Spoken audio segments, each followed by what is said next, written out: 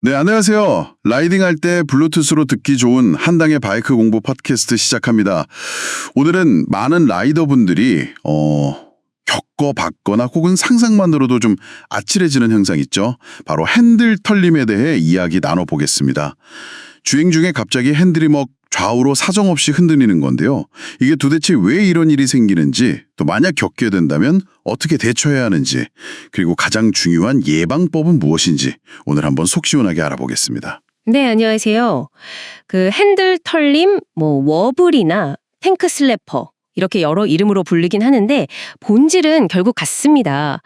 핸들 제어력을 순식간에 잃게 되는 아주 위험한 상황이죠. 네, 듣기만 해도 좀 무서운데요. 하지만 너무 두려워하실 필요는 없고요. 원리를 알고 올바른 대처법을 익히면 충분히 관리하고 또 예방할 수 있습니다. 핸들이 갑자기 털리기 시작하면 진짜 당황스럽잖아요.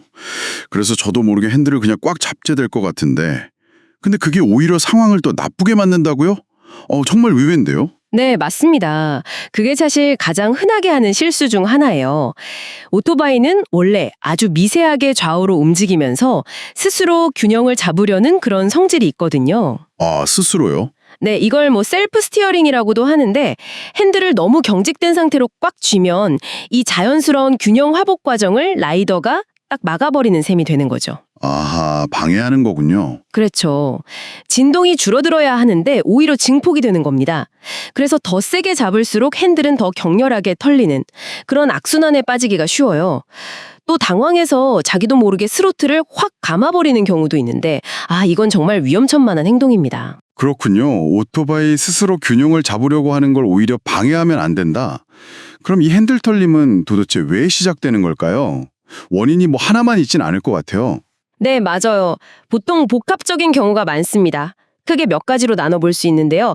가장 먼저 점검해야 할 건 기계적인 문제입니다. 기계적인 문제요?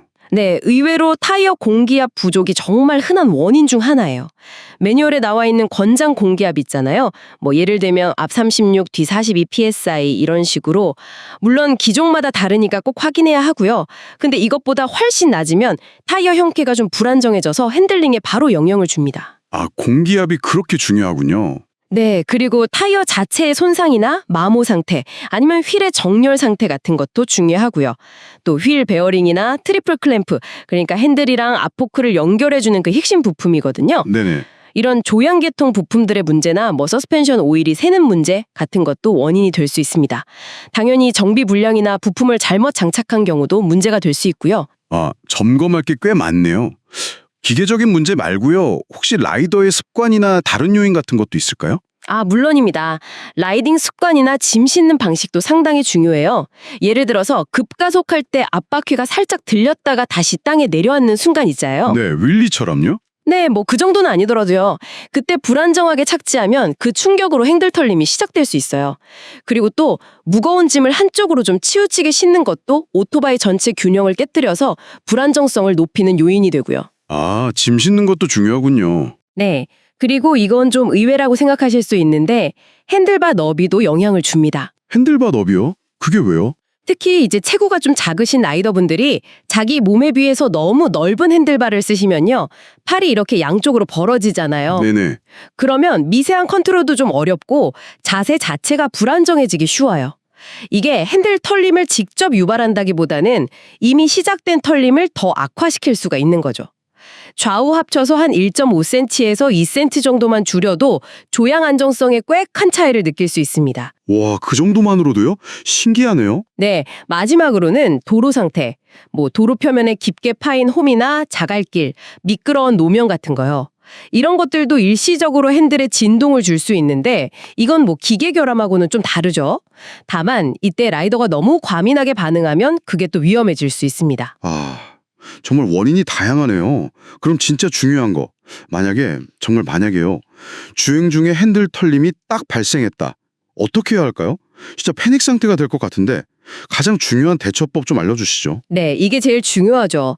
가장 중요한 건 좀 역설적이게 들릴 수 있는데 아무것도 하지 않으려고 노력하는 것입니다. 네, 아무것도 안 한다고요? 그리고 침착해야 합니다. 본능과는 완전히 반대로 행동해야 해요. 절대 하면 안 되는 행동이 몇 가지 있는데요. 클러치를 잡는 거. 클러치요? 네, 그리고 브레이크, 특히 앞브레이크를 강하게 잡는 거. 그리고 스로틀을 갑자기 확 놓아버리는 것.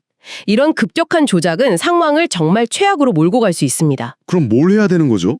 핸들은 그냥 놔요? 오히려 아주 부드럽게 힘을 빼고 잡으세요.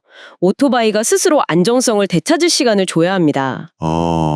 시간을 벌어준다. 네, 팔이랑 상체의 긴장을 최대한 풀고 필요하다면 무릎이랑 허벅지로 연료 탱크를 가볍게 감싸 안아서 하체로 좀 안정감을 더하는 거죠. 니그립이라고 하죠. 네네, 니 그립.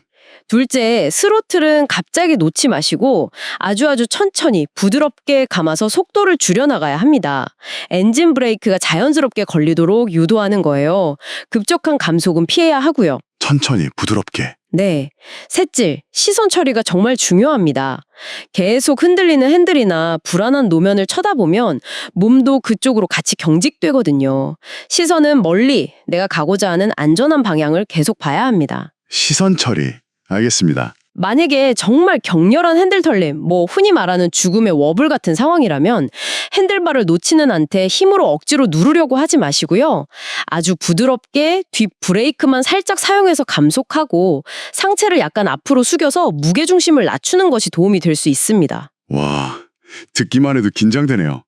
역시 이런 상황은 안 겪는 게 최선일 텐데 예방을 위해서 저희가 평소에 할 수 있는 건 뭐가 있을까요? 예방이 당연히 제일 중요하죠. 몇 가지 핵심 사항만 딱 기억하시면 됩니다. 첫째, 주기적인 타이어 공기압 점검. 이건 진짜 아무리 강조해도 지나치지 않아요. 네, 기본 중에 기본이죠. 네, 라이딩 전후 아니면 최소한 주 1회는 꼭 확인하는 습관을 들이시는 게 좋습니다. 둘째, 꼼꼼한 차량 관리입니다. 정기 점검이랑 정비를 철저히 받으시고요. 특히 타이어 교체나 조형 개통 정비 후에는 반드시 테스트 주행으로 이상이 없는지 확인하는 게 정말 중요해요. 테스트 주행? 네. 그리고 출발 전에 한 20초 정도만 투자해서 눈으로라도 타이어 상태나 볼트 풀린 데 없는지, 누유는 없는지 이런 걸 빠르게 확인하는 습관도 큰 도움이 됩니다. 출발 전 점검 습관? 그렇죠. 셋째는 아까 말씀드린 것처럼 자기 체형에 맞는 적절한 핸들바 너비를 사용하는 것. 넷째, 짐을 실을 때는 무게가 한쪽으로 쏠리지 않도록 균형 있게 잘 분배하는 것. 마지막으로 기본적인 안전교육 외에도 꾸준히 관련 지식을 배우고 라이딩 스킬을 연습하는 것이 중요합니다. 그래야 돌발 상황에서도 좀 더 침착하게 대처할 수 있는 능력을 키울 수 있거든요. 네, 오늘 핸들 톨림의 원인부터 대처법, 그리고 예방법까지 정말 중요한 내용들을 꼼꼼하게 짚어봤습니다. 결국 들어보니까 오토바이 자체의 안정성을 믿고 라이더가 당황하지 않고 올바르게 대처하는 게 핵심인 것 같네요. 정확합니다. 오토바이는 생각보다 훨씬 안정적인 기계이고 스스로 균형을 잡으려는 그런 놀라운 능력이 있어요. 우리가 그 능력을 잘 이해하고 불필요하게 방해하지 않는다면 많은 위험 상황을 피해갈 수 있습니다. 청취자 여러분은 자신의 오토바이를 얼마나 믿고 타고 계신가요? 이 질문을 스스로에게 한번 던져보는 것도 좋을 것 같습니다. 네, 오늘 말씀 감사합니다. 한당의 바이크 공부 팟캐스트는 여기까지입니다. 한당 채널 좋아요, 구독 꼭 부탁드려요. 감사합니다.